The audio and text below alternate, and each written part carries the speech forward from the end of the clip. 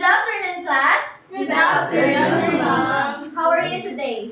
Very good. I'm glad to hear that, and I hope you all doing well this day. Everybody stand and let us put ourselves in the presence of our Lord. Class President, please lead the prayer. In the name of the Father, and the Son, and the Holy Spirit. Amen. Dear Lord, thank you for today. Thank you for ways in which you provide for us, for your protection and love. Thank you. Help us to focus our hearts and minds now on what we are about to learn. Inspire us by your Holy Spirit as we listen and learn. Guide us by your eternal light as we discover more about the world around us. We ask all this in the name of Jesus. Amen. Father, Spirit. Amen. Before you take your seat, pick up the pieces of trash under your chairs and arrange your chairs properly. Okay, you may take your seat. We request the class secretary to report who are the absentees today. No one is absent today. Very good. No one is absent. Since no one is absent, as I mentioned yesterday, as a reward, I will not be giving you an assignment later. However, yesterday I gave you an assignment. Kindly pass your assignment in front and I will check it later.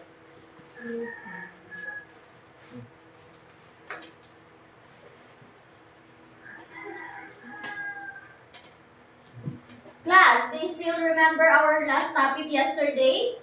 Yes, ma'am. Okay, our last topic yesterday is all about... Yes, Joanna? Our topic yesterday was all about distance between 2 points. Yesterday, we talked about the distance between 2 points. And who can give me the formula for finding the distance between 2 points? Yes, Gaisel. So, ma'am, to determine the distance between those points is d is equal to squared quantity of x sub 2 minus x sub 1 squared plus quantity of y squared minus y squared minus y sub 1 squared. Okay, very good. And also, we learned that the distance between 2 points, whether or not they are aligned horizontally or vertically, we can determine using distance formula. Now, let's play a game. This game is called Treasure Hunt with X. As you can see, there are points here and 5 main landmarks, and each of them holds treasures, and one of them holds big treasure. And here are the mechanics of our game.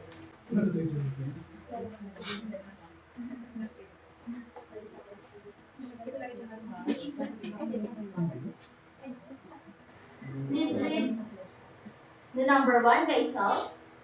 So here's the mechanics. Number 1, each student draw a card with a number. Group X for X coordinates and group Y for Y coordinates. Now I will group you into 2 equal groups. So 1, 2, 3, 4. This will be the group X. And 1, 2, 3, 4, and this will be the group Y. And number 2, we have, you need to find your coordinate partner within 1 minute. And once you find your partner, you need to shout, "Ready na kami ni X." And locate your point on our Cartesian plane or coordinate plane. And once you locate a main landmark, for example, ASMC, you have a chance to claim it, to claim the treasure inside of it, or move to the nearest point, like tricycle, cat, tree, or rider. And then, you need to find the big treasure to hit the jackpot. Okay? Did you get it, class? Yes, ma'am. But remember, class, accuracy and teamwork are most important than speed. Work together and double check your points to ensure success. Now get 1 and pass for your group X and group Y.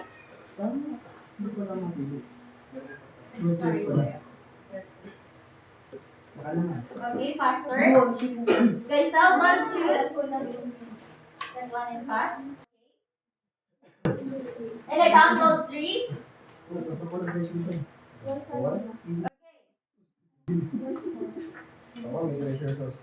Now, in a count of 3, you will stand and find your partner from group Y. And a 1. You already find, locate your point by partner. Anyone, please, go here. Since you locate the main landmark, you can choose to click it or move to the nearest point.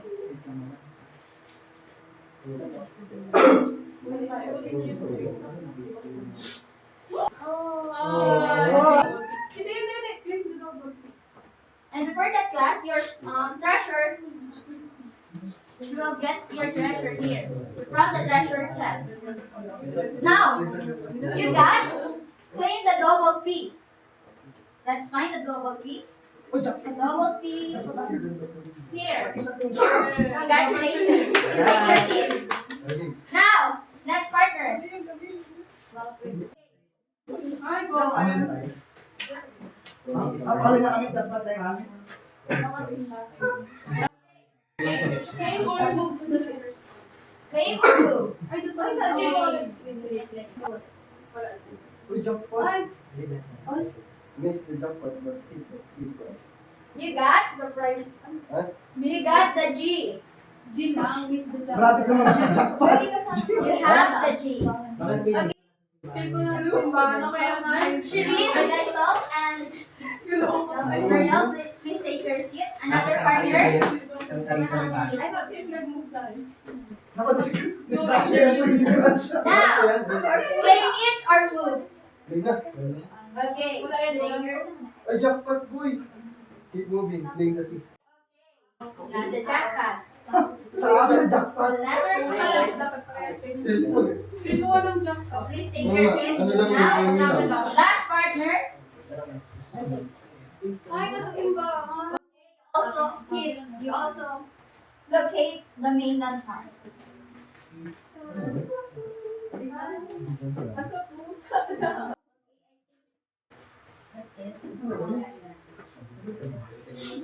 Okay, claim it or move to the Ay, nearest nandiyan ba one. yung jackpot? Kung naman, patagal. Claim it. Jackpot. So, ano yun? Ay, yun nga. Your effort is your reward. The egg, it is small e. Baka nasa bahay mo yung Hindi na naman yun. Small e. Nasa word namin na nasa word. Sabi sa iyo, Oh, and Dapat na I'm so sorry, guys. You missed the jackpot. Sabi na nasa word. The jackpot. Sabi na nasa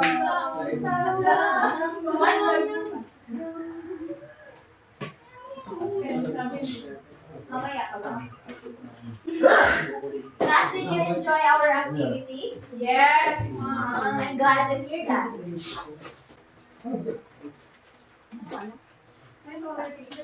What you have done, class, listen. What you have done is related to our topic. Today we are going to apply distance formula to prove some geometric properties. And regarding to that, at the end of our lesson, you should be able to. Last, please read our learning objectives in chorus. Analyze and solve real-life problems by applying distance formula to prove some geometric properties. Create real-life problems and perform step-by-step calculations using the distance formula to prove some geometric properties. Demonstrate perseverance and attention to detail when solving geometric problems by applying distance formula to prove geometric properties.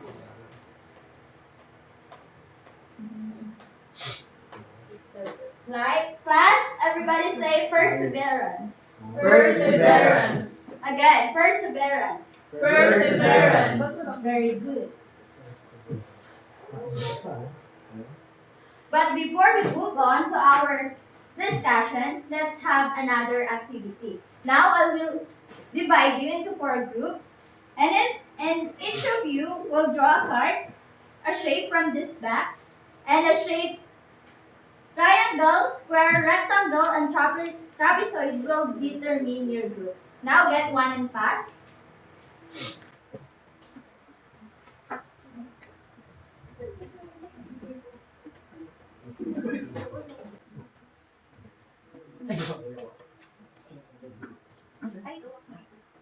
Are you done? Yes.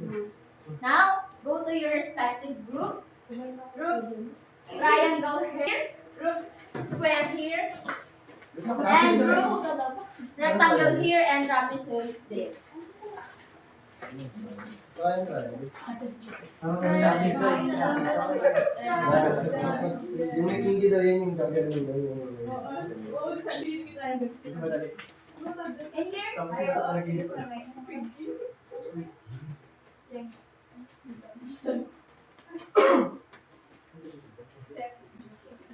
and here are the mechanics of our activity.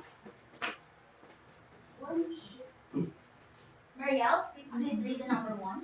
On half sheet of manila paper, each group will create their assigned shape by plotting points on the position plane and writing their coordinates, x. And number 2, Denmark, please read. Use distance formula to prove whether the sides are equal, the diagonals are equal, or the shape satisfies the properties of the assigned figure. And number 3, Vicky Jan. Each group present their finding, including the plotted points and whether the shape meets the properties of their assigned figure. Okay, thank you. And your activity will be graded according to our rubrics for accuracy, presentation, teamwork, and time management. And I provide each group a copy of our rubrics to serve as your guide. So this is for group triangle, group square, trapezoid, and group rectangle. Now, if you don't have any questions, we may start now.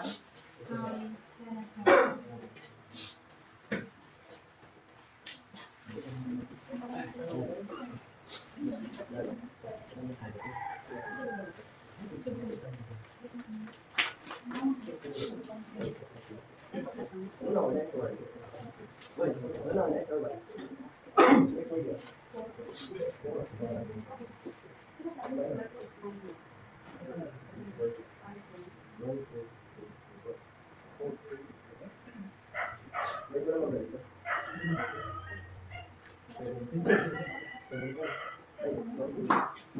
Take your time.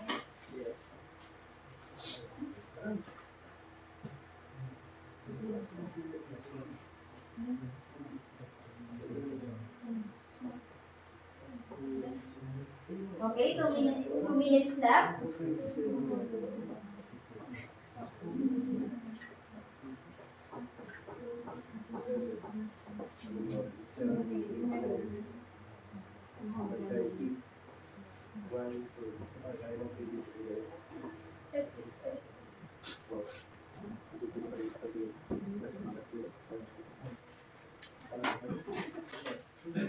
Once you finish, post your work.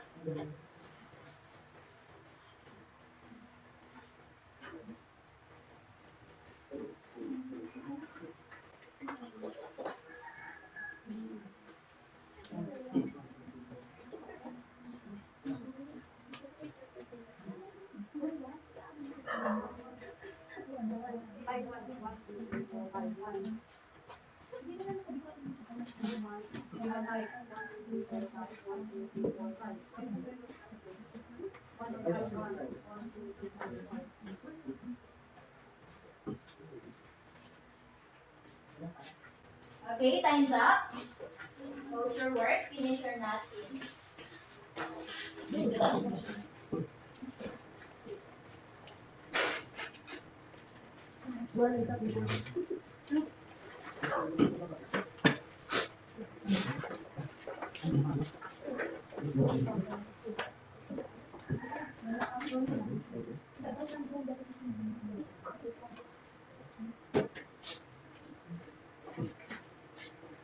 Now group triangle, present your work.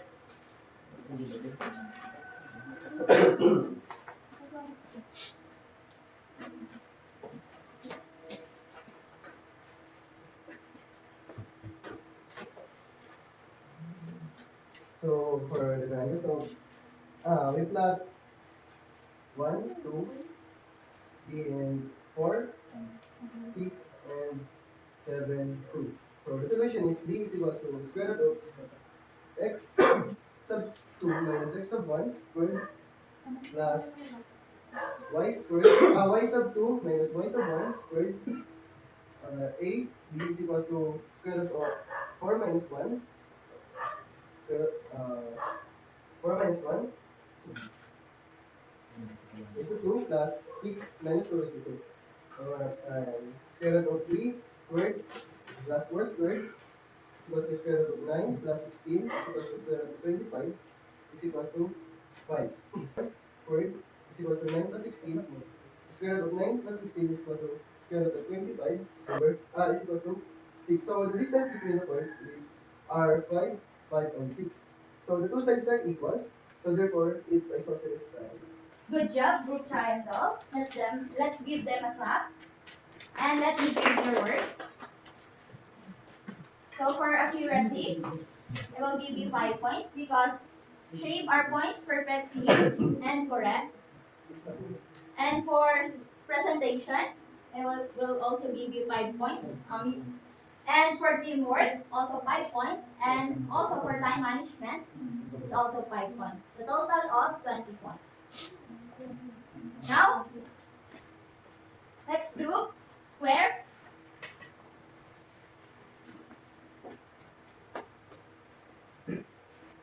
Good morning. There is the group of square.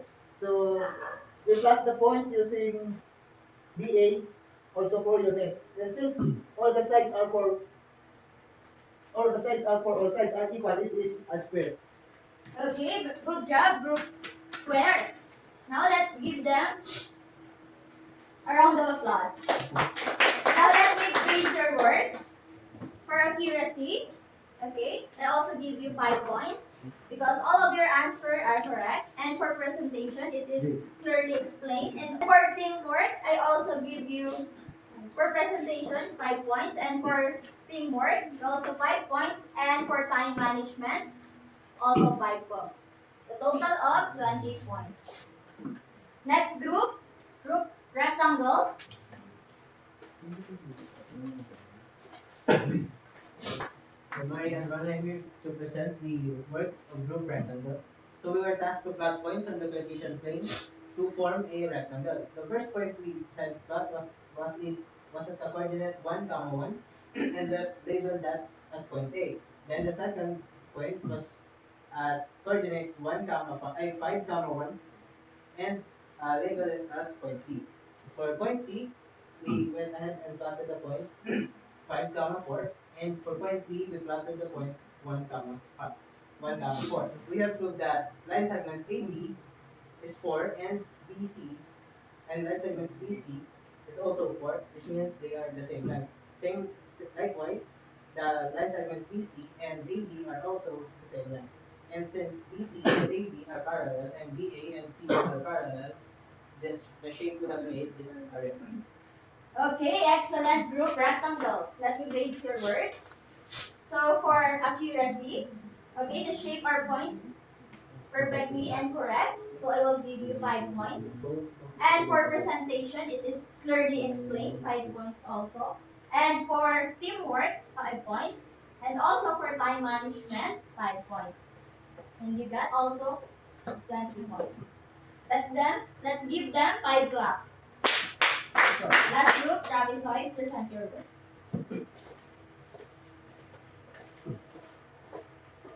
So good morning, everyone. This is the group trapezoid. So our assigned shape is group trapezoid. First, we plot the points to get our assigned shape. So the line side BC and side BA. So since there are two equal sides, which means this is a trapezoid. And that's what they do. Good job, group trapezoid. And let's give them 3 claps. And let me grade your work. For accuracy, I also give you 5 points because all of your answer is correct. And for presentation, also 5 points. It is clearly explained. And for teamwork, I also give you 5 points. And for time management, I will give you 3 points because you finish on time with minor delays. And a total of 18 points. Good job, everyone. You all did very well. Now may I request group members to remove your work and give it to me.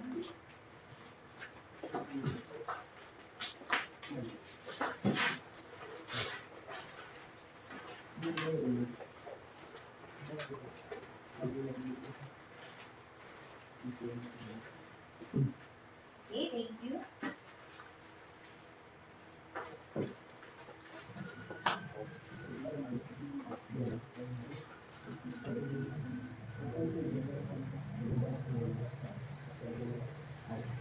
Again, good job everyone for your cooperation and active participation. Now let's give ourselves a distance formula clap. May I request everyone to stand and follow me. And here is the lyrics of our clap. So, Janelle and Gaisal, please move to the side. And Michael Jan. Okay, thank you. So, just follow me. The first line is x sub, again, x sub 2 minus x sub 1, clap, clap. Okay, it's your turn. Again, x sub 2 minus x sub 1, clap, clap. And the second line is y sub 2 minus y sub 1, clap, clap. Okay, your turn again. Y sub 2 minus y sub 1, clap, clap. And the third line is square m, square root, and square m and add m. Again, square m and add m and root the lot, clap, clap, clap. And the last part is distance formula. Okay, now it's your turn. Don't be shy and give your best. And now 1, 2, 3, go. X sub 2 minus x sub 1, clap, clap. Y sub 2 minus y sub 1, clap, clap. And square m and add m and root the lot, clap, clap, clap. Distance formula. With the clap. All right. Okay, please take your It seems that guys don't like our clap. I will give you. Based on our activity, what did you notice? Anyone? Okay, guys, all. Mom, it's all about proving geometric properties. That's right. Today, we're going to apply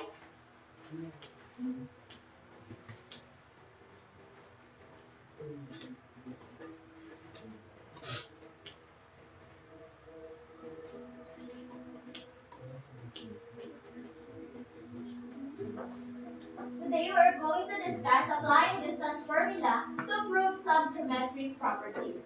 And let us start by recalling some geometric figures.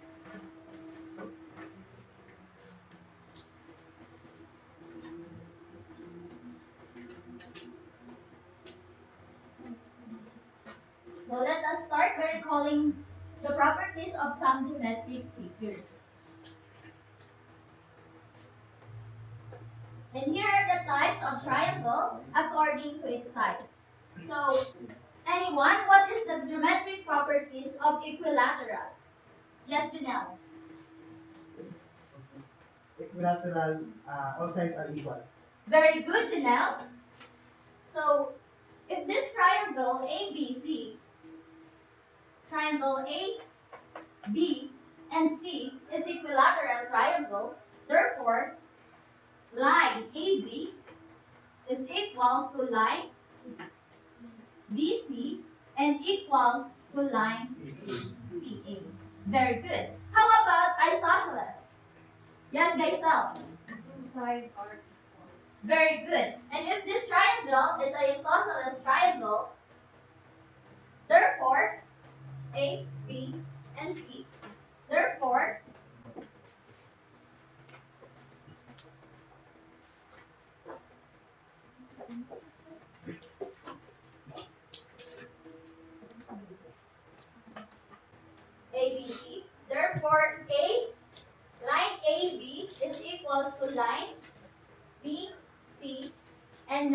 equals to line CA. And how about scaling? Yes, Joanna? No sides are equal. Very good, Joanna.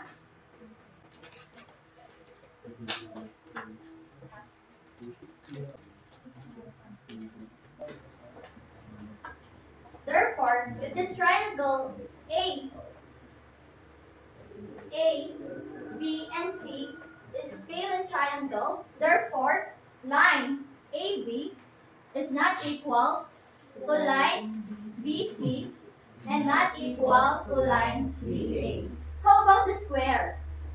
Kashirin, All sides are very good. And rectangle? Opposite sides are equal. Okay, that's right. And how about trapezoid? One pair of opposite sides are equal. That's correct. Good job, everyone.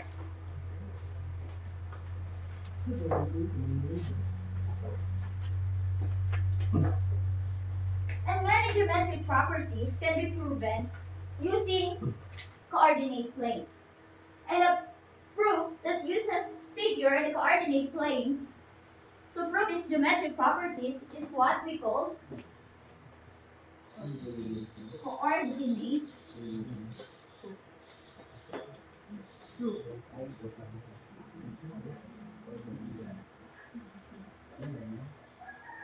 And to prove geometric properties using the methods of coordinate geometry, we need to follow or consider these following guidelines.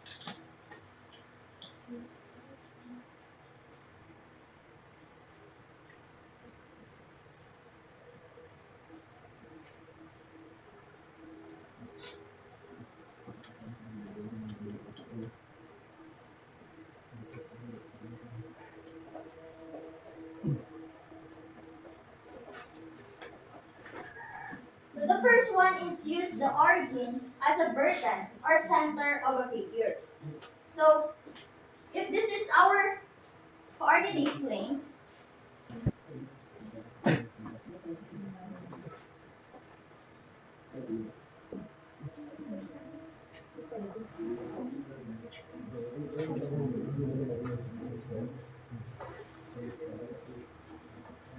okay, again class, our first guidelines is use the origin as a vertex or center of a figure. When we say origin, it is the point where x and y coordinates are met. So if this is our coordinate plane, so this is the point where x, so this is our x-axis and y-axis, and this is the point that they met.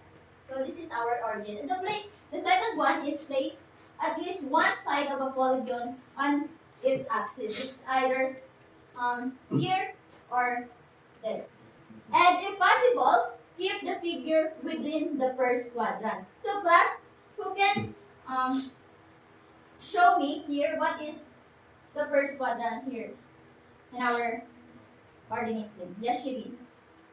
quadrant. This side. Thank you, Shirin. That's right. So in our coordinate plane, we have four quadrants. This is the first quadrant, second quadrant, the third quadrant, and the fourth quadrant. So it is advisable to use the first quadrant because both x and y axes are positive. Very good. Now, the fourth one is use coordinates that make the computation easy or easier. So it is also advisable to use even number or number that are divisible by 2 to make your computation easier. So, in some coordinate proof, distance formula is applied. Now let's try to solve this example.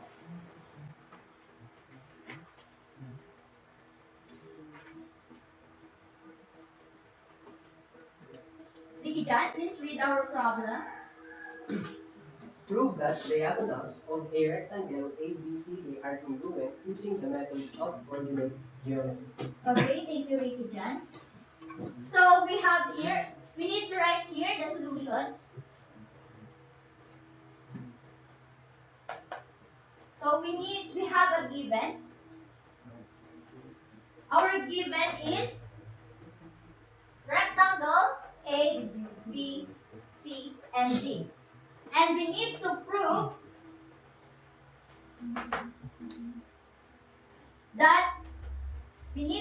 that line AC is congruent to line B. Anyone from the class who can point this rectangle on our coordinate plane? So using these guidelines. So one, okay. So the first is use the origin as a vertex. So we have the origin and place at least one side. So here. And keep, if possible, keep the figure within the first quadrant and use numbers that are divisible by 2 or even number. So let's point here 4 and the x-axis we have 6.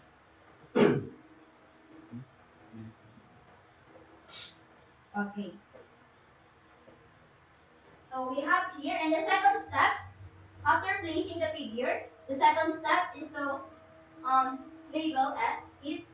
So we have point A, we have 0 for x-axis and 0 for y. And for B, point B, we have 0, 4. And for point C, we have 6, 4. Very good. And how about D? 0, 6, 0. Okay, very good. Now, we need to find the distance between point A and C. So, point A and C. So, again, the formula of the distance formula is square root of quantity of x sub 2 minus x sub 1 raised to 2 plus minus y sub 1. Very good. Now, we have the given that point A is equal to 0, 0, and point C is equal to 6, 4. Okay, now we need to substitute this value to our formula. So, quantity 1 hour. So this will be our x sub 1 and y sub 1. And this will be our x sub 2 and y sub 2. So our x sub 2 is 6 minus 0 squared plus 4 minus 0 squared. Next. 6 So 6 minus 0, 6 squared plus 4 minus 0, 4. Very good. Squared. And now, what is the 6 squared? 36. Very good. 36. Plus, what is this? 16. That's right. And 36 plus 16? 42. We have 52. Since 52 is not perfect square, so this will be our answer. Now let's find line the distance between BD. And what is the point BD? So we have the given. B is 0 and 4. How about D? 6 and 0. Now, who wants to find the distance between the 2 points? Yes, Joanna.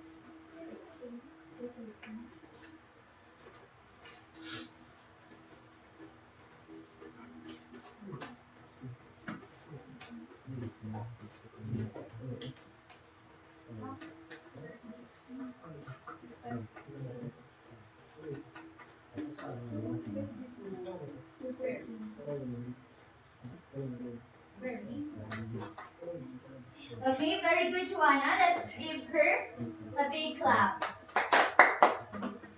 Again, let's give her a big clap. Okay, thank you. So, since we got 52 and 52, so since line AC is equal to square root of 52 and line BD is equal to square root of 52, therefore, they are congruent.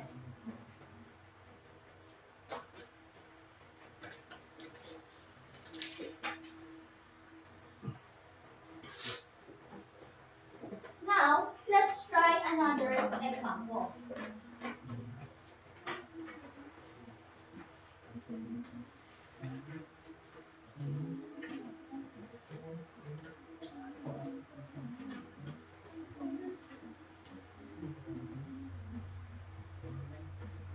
Shireen, please read our problem. You are designing a triangular playground where the three corners are located at A is -3 and 1, and the B is 1 and 4, and the C is 5 and 1. So prove that the playground forms an isosceles triangle. Okay, very good. Anyone who can locate or place the figure in our Cartesian plane? Yes, Janelle? Yes?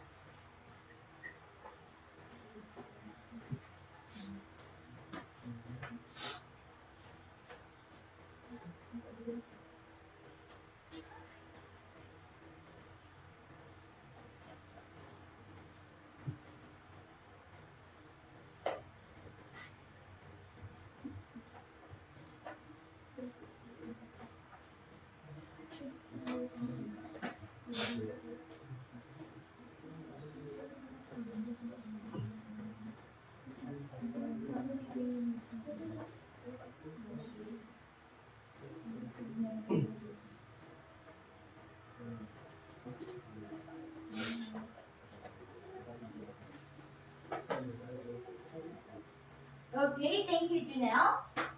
So let me see if our points are correct. 3, -1. Okay, that's right. Thank you, Janelle. And good job. So our problem is we need to prove that the playground for an isosceles triangle. So we need to prove isosceles triangle. So anyone who can find the distance between A and B, distance between A and B and B and C. Yes, Ricky and Faisal.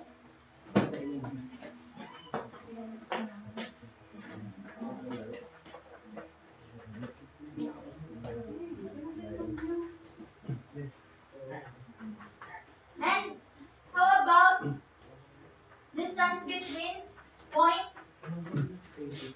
A and C? Anyone? Just one.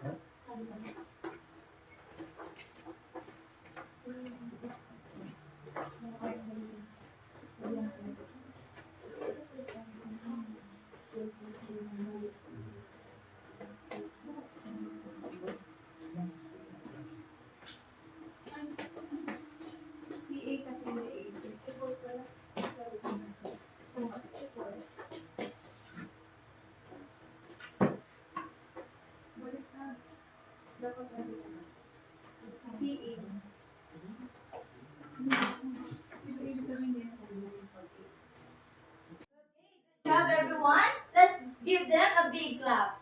So now let's check your work. So, and line AB we got 5. And line BC we have Right. 5. And line AC we got 8.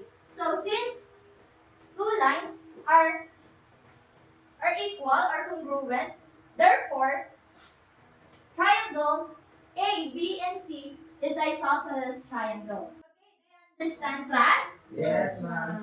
Very good. Do you have any questions? None.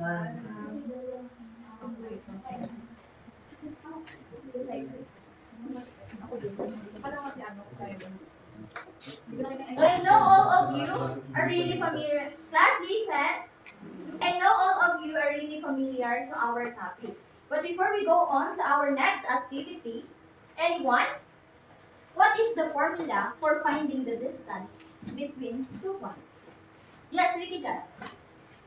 Distance is equal to square of x sub 2 minus x sub 1 square plus y sub 2 minus y sub 1 raised to 2. Yes, that's right. Very good. And how about how we can prove geometric properties? Yes, guys, so. By applying distance formula. Good, thank you. That's right, guys. So, and how about what are the following guidelines for placing figure on our coordinate things? Give me one, Marielle. Use the origin or Okay, use the origin as a vertex. Next, Shirin. place at least one side of a polygon on an axis. Okay, that's right. Very good. Next, guys. If possible, keep the figure within the first quadrant. Okay, that's also correct. And how about the last one? Yes, Janelle. Use coordinate that makes computation simple and easy. Okay. Very good, Janelle, and very good, everyone. I know all of you are really familiar and understand our discussion. So now let's have another activity. So from the group earlier, your task is now go to your group mates. So your task is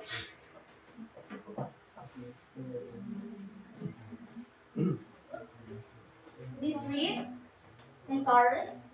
Each group will receive a task envelope. Inside the envelope, you will find a geometric figure placed on a Cartesian plane. Based on the assigned figure, create real-life problems that involves the shape and uses coordinates on the Cartesian plane. Ensure that the problem is realistic and relevant to geometric properties of the figure. Use distance formula to prove its properties and present your calculation and reasoning to the class. Thank you, class. And your activity is also will be graded according to our rubrics. For creativity, for mathematical accuracy, for clarity of explanation, for teamwork, and time management. So this is for group triangle, group square, group rectangle, and group trapezoid. And if you don't have any question, you may start now. You only have 5 minutes to do.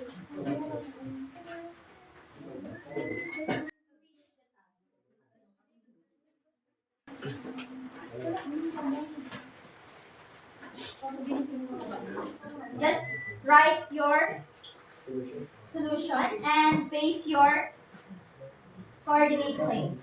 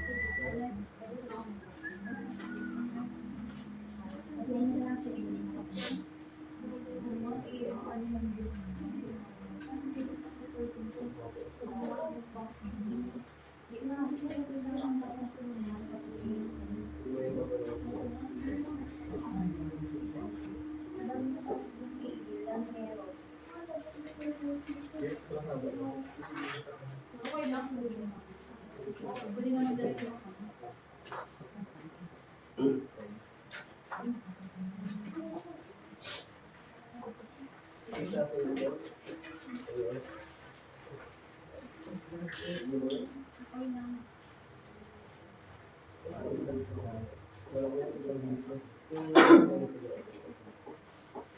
2 minutes left.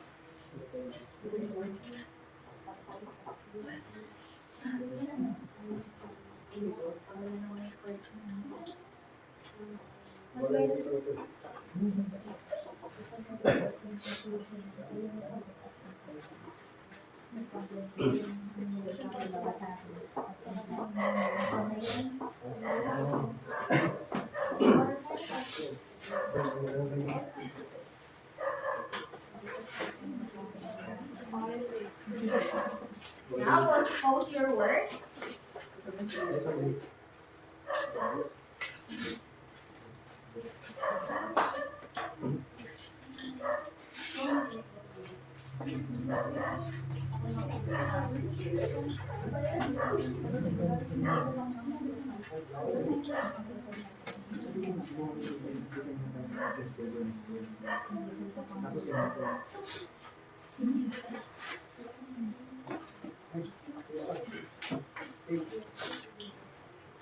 Now please take your seat.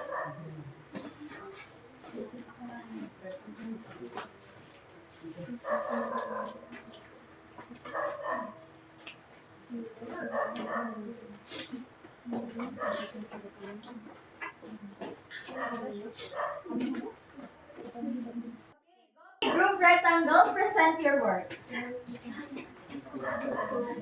So our problem is Anna outside all of her assigned to design a classroom Lastly said, and the shape of rectangle. The courses of the wall are located at A is 2, 1, R is 2, 6, and 10, 6, and Y is equal to 10, So to find the distance between AR, the one naman is 5, and distance between RO is 8, and distance between OY is 5, and YA distance is 8. So good job, group rectangle. So I will be graded your work. So for creativity, I will give you 5 points.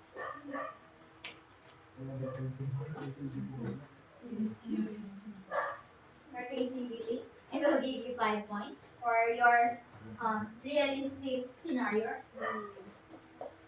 And for mathematical accuracy, so as you can see, all calculations are correct and fully proved.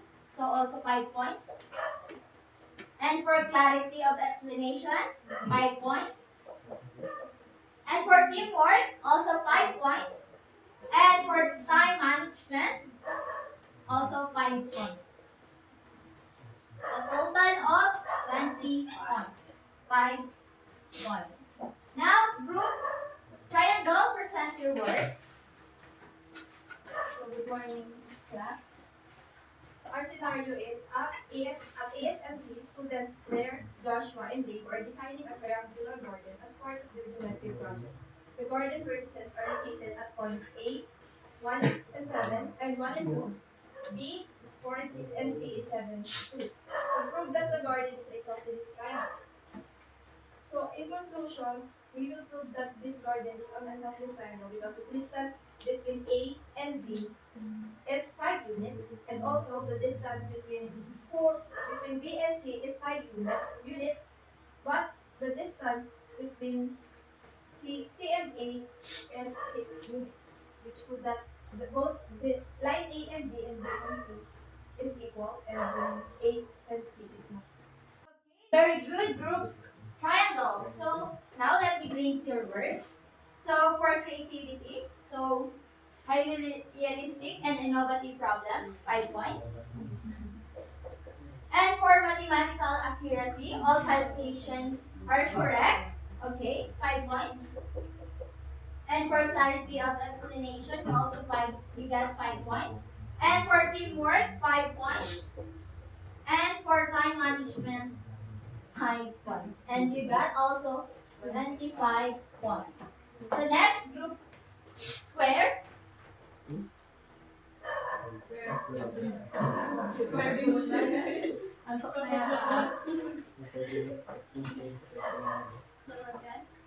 Our problem is you are tasked with designing a table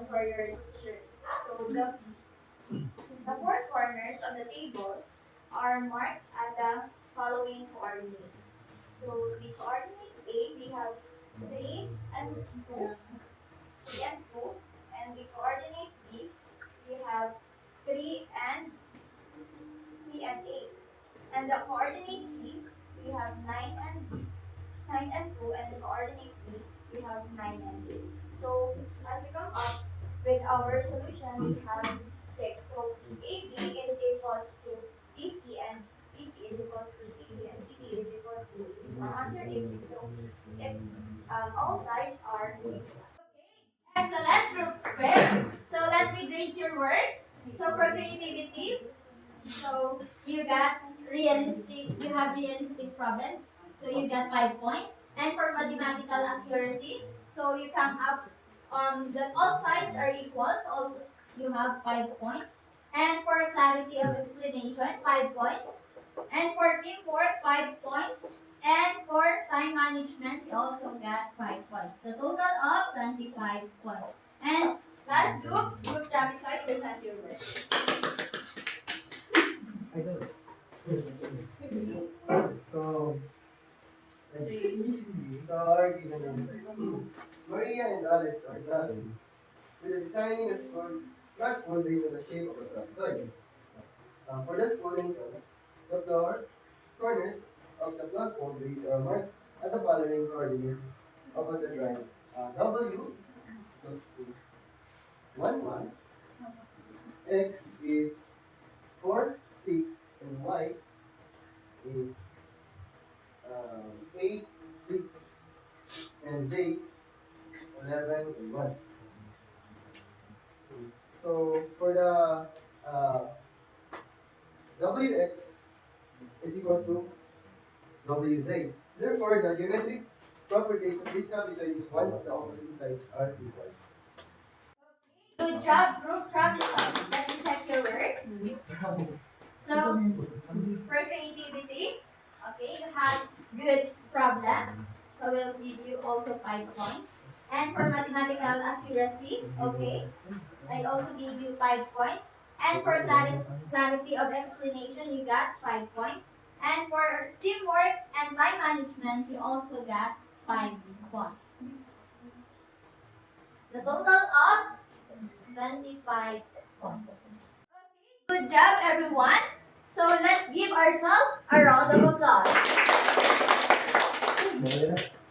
So I know all of you are really understand our discussion. So are you ready for our short quiz? Yes. Excited na humuwi.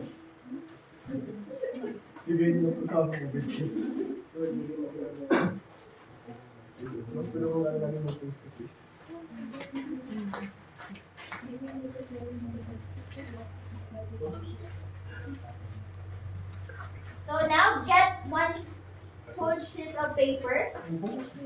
Yes, because you need to compute. And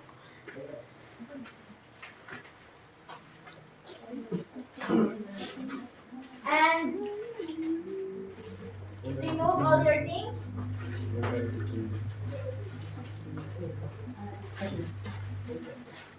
On your table. And now. Okay, class. Are you ready? Yes. We are. Now, okay. Ricky Jan, please remove your things on your table. Okay, get one and pass.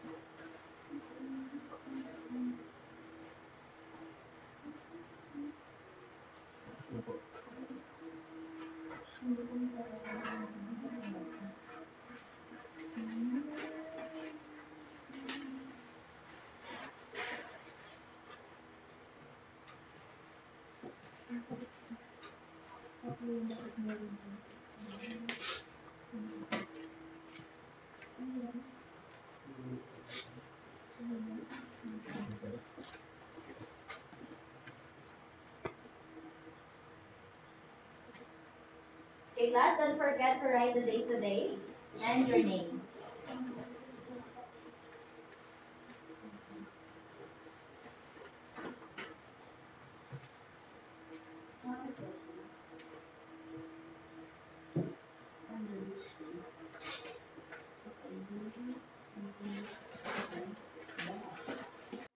Okay, class, are you done? Yes. Okay, kindly pass your paper in front and I will check it later.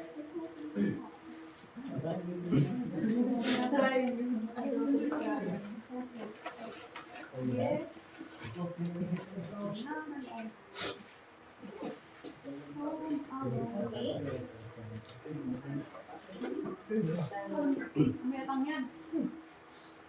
Since all of you are present, as a reward, as I mentioned yesterday, I will not be giving you an assignment for today.